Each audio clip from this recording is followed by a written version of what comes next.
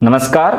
इस वीडियो में लोक देवता बाबा रामदेव जी के संपूर्ण जीवन परिचय के बारे में जानेंगे और उनके परिवार के बारे में, उनके परिचयों के बारे में जानेंगे। बाबा रामदेव जी महाराज या बाबा रामसा पीर राजस्थान के एक सुप्रसिद्ध लोक देवता है जो 15वीं शताब्दी के आरंभ में भारत में लूट खसोट और झगड़ों के कारण स्थिति बड़ी ही खराब बनी हुई थी। बताया जाता है कि उस समय भैरव नाम का राक्षस का आतंक था।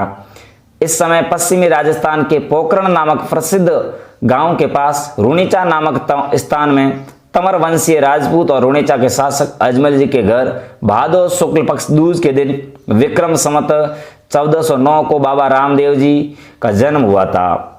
बाबा रामदेव जी का जीवन का परिचय। जन्म भाद्रपद शुक्ल द्वितीया विक्रम संवत 1409 और उनका जन्म का स्थान रुणीचा था।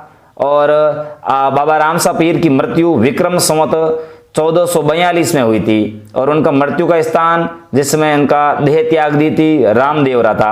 अब वर्तमान में इनकी समाधि रामदेवरा में स्थित है। बाबा रामसा पीर के उत्तराधिकारी अजमल जी थे और बाबा रामसा पीर की पत्नी या जीवन संगिनी नेतल दे थी।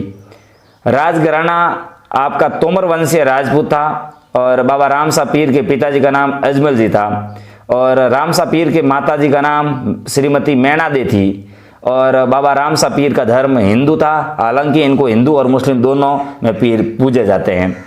हिंदू मुस्लिम एकता के प्रतीक बाबा रामदेव जी ने अपने अल्प जीवन में वह कार्य कर दिखाया जो सैकड़ों वर्षों में भी होना असंभव था। सभी प्रकार के भेदभाव को मिटाने के लिए सभी धर्मों में एकता स्थापित करने के कारण बाबा रामदेव जी हिंदुओं के देवता है तो वहीं मुसलमानों के लिए रामसा पीर है। वैसे भी राजस्थान के जनमानस में 5 पीरों की प्रतिष्ठा है जिनमें बाबा रामसा पीर का महत्वपूर्ण स्थान है।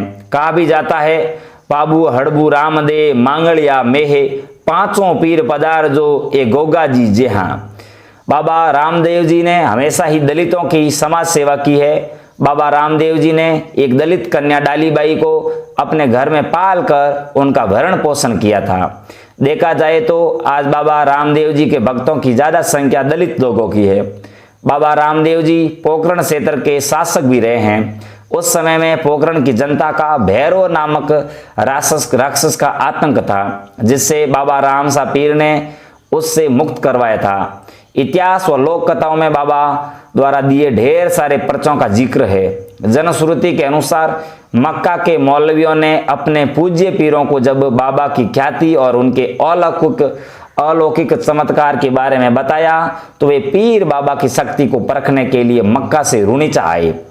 बाबा के घर जब 5 पीर खाना खाने बैठे तब उन्होंने बाबा से कहा कि वे अपने खाने के बर्तन सीपिया मक्का ही छोड़ आए हैं और उनका प्रण है कि वे खाना उन सीपियों में ही खाते हैं। तब बाबा रामदेव जी ने उन्हें विनय पूर्वक कहा कि उनका भी प्रण है कि घर आए अतिथियों को बिना भोजन कराए नहीं जाने देते हैं। और इसके साथ ही बाबा ने अलौकिक चमत्कार दिखाया। जो सीपी अर्थात बर्तन जिस पीर की थी वो उसके सम्मुख रखी मिली। इस चमत्कार और इसे परिचय से नाम से जाना जाता है। वे पीर इतने प्रभावित हुए कि उन्होंने बाबा को पीरों का महापीर स्वीकार किया। बाबा रामदेव ने भाद्रपद शुक्ल एकादशी विक्रम संवत 1442 को अपने स्थान पर जीवित समाधि ले ली थी।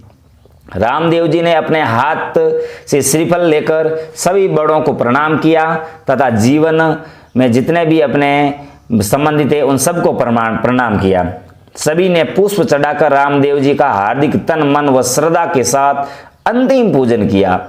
रामदेव जी ने समाधि में खड़े होकर सबके प्रति अपने अंतिम उपदेश देते हुए कहा, प्रति माह की शुक्ल पक्ष की दूज को पूजा पाठ भजन कीर्तन करके पर्वोत्सव मनाना, रात्रि जागरण करना, प्रतिवर्ष मेरे जन्मोत्सव के उपलक्ष्य में तथा अंतर ध्यान समाधि होने की स्मृति में मेरे समाधि स्थान पर मेला लगेगा। मेरे समाधि पूजन में भ्रांति व भेदभाव मत रखना। मैं सदैव अपने भक्तों के साथ रहूंगा। इस प्रकार श्री रामदेव जी महाराज ने समाधि ली थी। अब लोक देवता पीरों के पीर बाबा रामदेव जी का जन्म के बारे में सुनते हैं जिनके बारे में हमने विस्तृत रूप से बातचीत की। अभी राजा अजमल को क्यों व कैसे प्राप्त हुए थे ये सब, इनके बारे में भी देख लेते। कई भक्तों का सवाल था कि अजमल जी के घर में ही इनका अवतार क्यों हुआ था। राजा अजमल जी की पुत्र प्राप्ति के लिए दान पुण्य करते, साधु संतों को भोजन कराते, यज्ञ कराते, नित्य ही द्वारकानाथ की पूजा करते थे। इस प्रकार राजा अजमल जी भैरव राक्षस को मारने का उपाय सोचते हुए द्वारका जी पहुंचे, जहां अजमल जी को भगवान के साक्षात दर्शन हुए। राजा की आंखों में आंसू देखकर भगवान ने अपने पीताम्बर से आंसू पहुंचकर कहा, हे मां भक्तराज, रो मत, मैं तुम्हारा सारा दुख जानता हूं। मैं तेरी भक्ति देखकर बहुत प्रसन्न हुआ हूं, बहुत खुश हुआ हूं। मांगो क्या चाहिए, जो तुम्हें मांगना है मांग लो, तुम्हें मैं तेरी हर इच्छाएं पूर्ण करूंगा। भगवान के असीम कृपा से प्रसन्न होकर बोले, हे प्रभु, अगर आप मेरी भक्ति से प्रसन्न हैं तो मुझे आपके समान पुत्र चाहिए, यानी आपको मेरे घर पुत्र बनकर आना पड़ेगा। राक्षस को मारकर धर्म की स्थापना करनी पड़ेगी। तब भगवान द्वारकानाथ ने कहा, हे भक्त, जाओ, मैं तुम्हें वचन देता हूं कि पहले तेरे पुत्र विरमदेव होगा।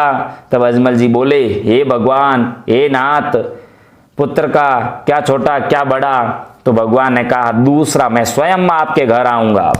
अजमल जी बोले, प्रभु, आप मेरे घर आओगे तो हमें क्या मालूम पड़ेगा कि भगवान मेरे घर पधारे हैं। तो द्वारकानाथ ने कहा कि जिस रात मैं घर पर आऊंगा उस रात आपके राज्य के जितने भी मंदिर है, जितने भी छोटे बड़े मंदिर है, उसमें अपने आप घंटियां बजने लगेगी, टंकोरे बजने लग जाएंगे। महल में जो भी पानी होगा और दूध होगा उन सब में वो सब दूध में बदल जाएगा, तथा मुख्य द्वार से जन्म स्थान तक कुमकुम के पैर नजर आएंगे और चारों तरफ उजाला ही उजाला नजर आएगा। सारे मंदिरों में घंटियां बजने लगेगी, पूरी पूरी झनकार होने लगेगी, वह मेरी आकाशवाणी भी सुनाई देगी और मैं अवतार के नाम से प्रसिद्ध होऊंगा। तब मुझे रामसा पीर और रामदेव के नाम से जाना जाएगा। बोलो रामसा पीर की जय हो।